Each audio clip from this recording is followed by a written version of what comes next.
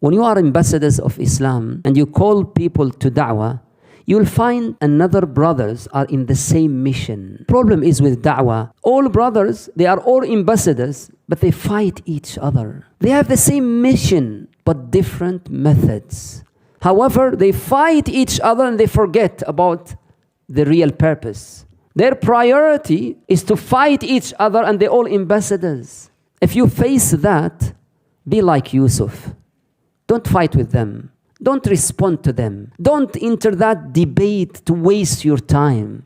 Instead, try privately to give them some advice, to remind them of the purpose, to remind them of the unity of our deen. If they insult you, if they refute you, if they always talk about you badly, say to them, لا تثريب عليكم اليوم يغفر الله لكم. Don't pay them back. After time pass, they will come to you and you will say لا تثريب عليكم. Just don't busy yourself with small battles that prevent you from the mission. Brothers and sisters, people will not ask you about your Islam until they see your ihsan. When they see your serve and your excellence, your good character, your talent, then you'll ask you about your Islam. If you want to be ambassadors of Islam, the first obstacle is your past. You know, I do counseling for many years. And what I see in many people, they still in the presence of past. When you become adults, Allah give you a gift of choice. You either choose to live in the present of past and try to justify everything for yourself. Look for excuses. I live miserable childhood. My parents did that to me.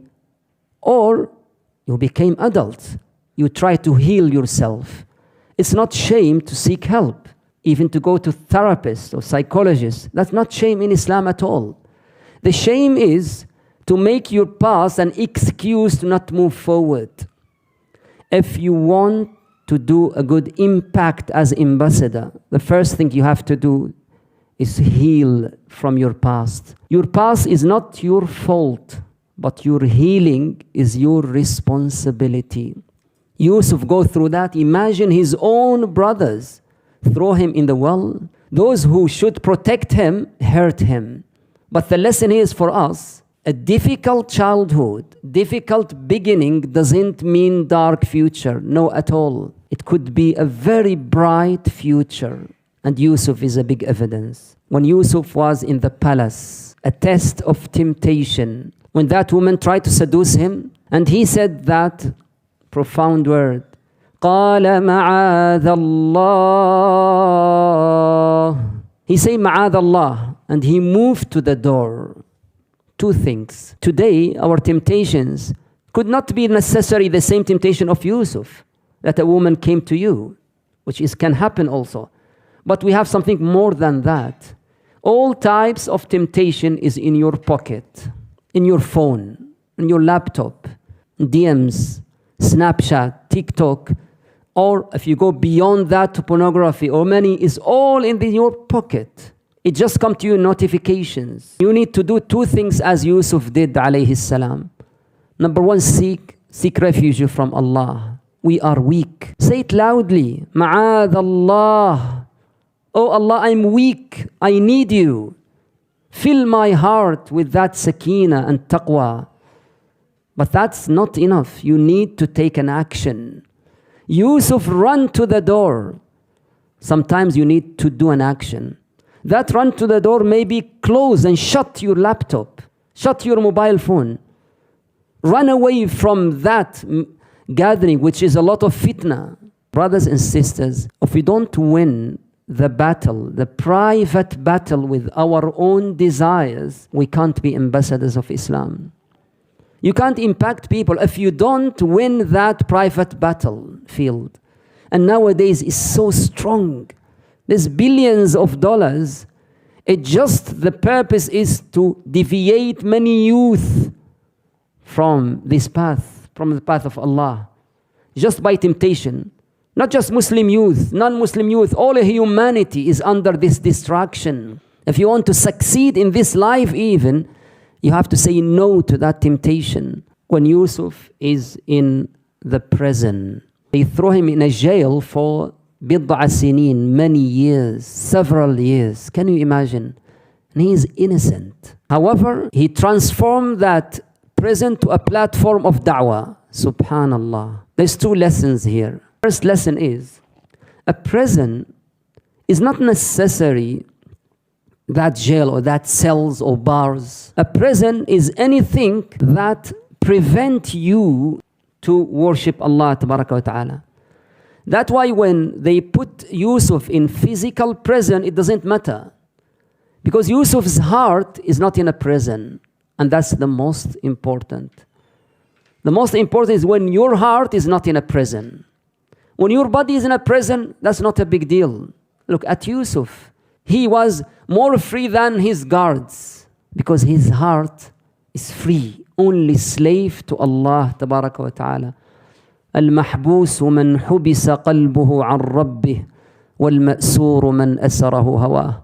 The real one in prison is not that behind the bars, but that his heart is away from Allah tabaraka wa ta'ala. That's the real prisoner, the real captive.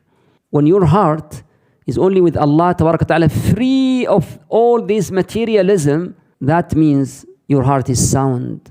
When did Yusuf speak about Islam? He didn't initiate that. He didn't came to the prison and say, oh, prisoners, come, I will do lesson for you. He didn't do that. They are the one who came to him. The prisoners came to Yusuf. He didn't ask. When they saw dreams, they came to him. And look what they said. إِنَّا نَرَاكَ مِنَ الْمُحْسِنِينَ. There's something special in you. We always see excellence in your character, in how you behave, how you act, how you connect with us. That's the key. Then Yusuf now took the opportunity. This is the time to send the message. So let your character speak louder than your tongue. And why they come to Yusuf specifically? He has something special, talent. He can interpret dreams. Interpreting dreams at that time is a talent. Means that when they come to you because of your character, you should have something special. They need you.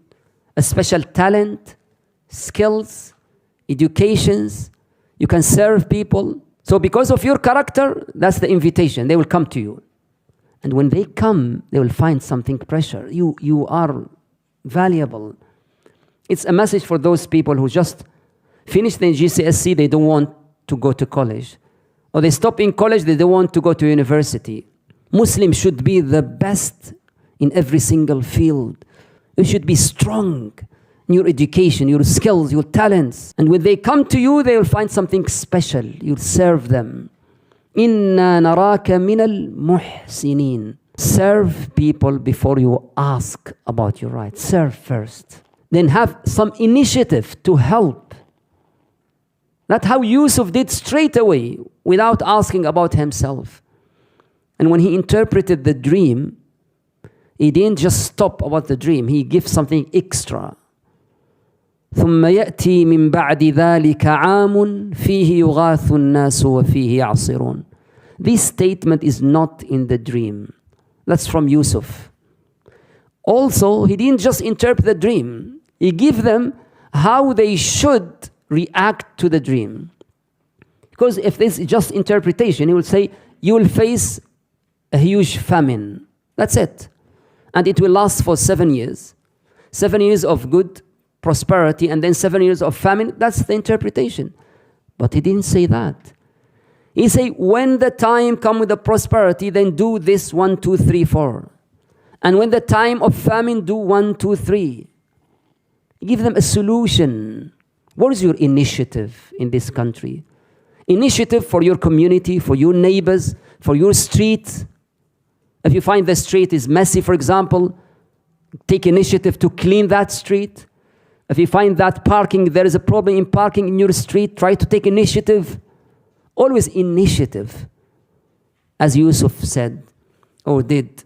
Yusuf said, اجعلني على خزائن الأرض إني حفيظ عليم.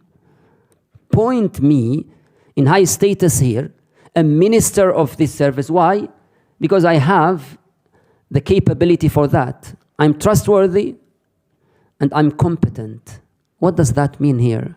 That means if society need you and you have that talent, then point yourself. Because the intention of Yusuf is to serve people.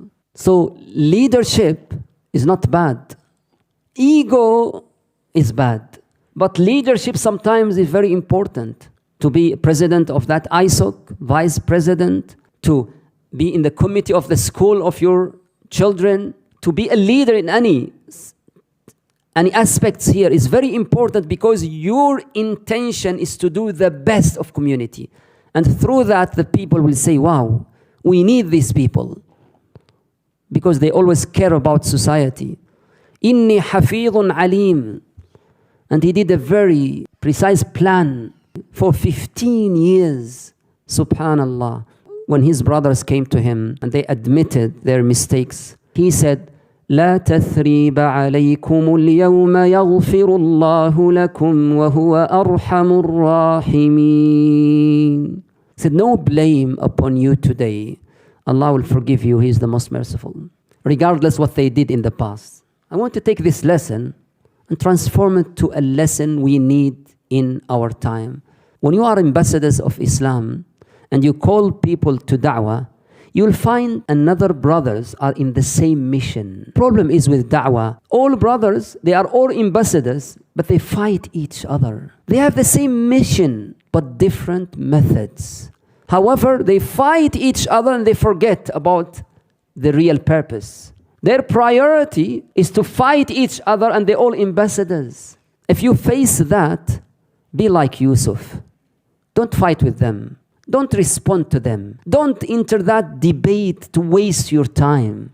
Instead, try privately to give them some advice, to remind them of the purpose, to remind them of the unity of our deen. If they insult you, if they refute you, if they always talk about you badly, say to them, لا تثريب عليكم اليوم يغفر الله لكم. Don't pay them back. After time pass, they will come to you and you will say لا تثريب عليكم. Just don't busy yourself with small battles that prevent you from the mission. We as ambassadors of Islam, we all have the same mission. Yes, maybe we have different methods. That's understandable. But we have the same mission. Be sincere and be with Yusuf. Yusuf gave us his recipe. What's the key of this character? He said to his brothers, إِنَّهُ مَن يَتَّقِ وَيَصْبِرْ فَإِنَّ اللَّهَ لَا يُضِيعُ أَجْرَ الْمُحْسِنِينَ. Taqwa, fear Allah tabaraka wa ta'ala. That's the key. Then sabr, all the challenges you will face need your patience. And lastly, always be min al-muhsinin. Ihsan means Allah is watching you. Do your best. Ihsan means serve people regardless their religion. That's ihsan. Ihsan means has a big heart. When someone insults you, say لا تثريب عليكم اليوم.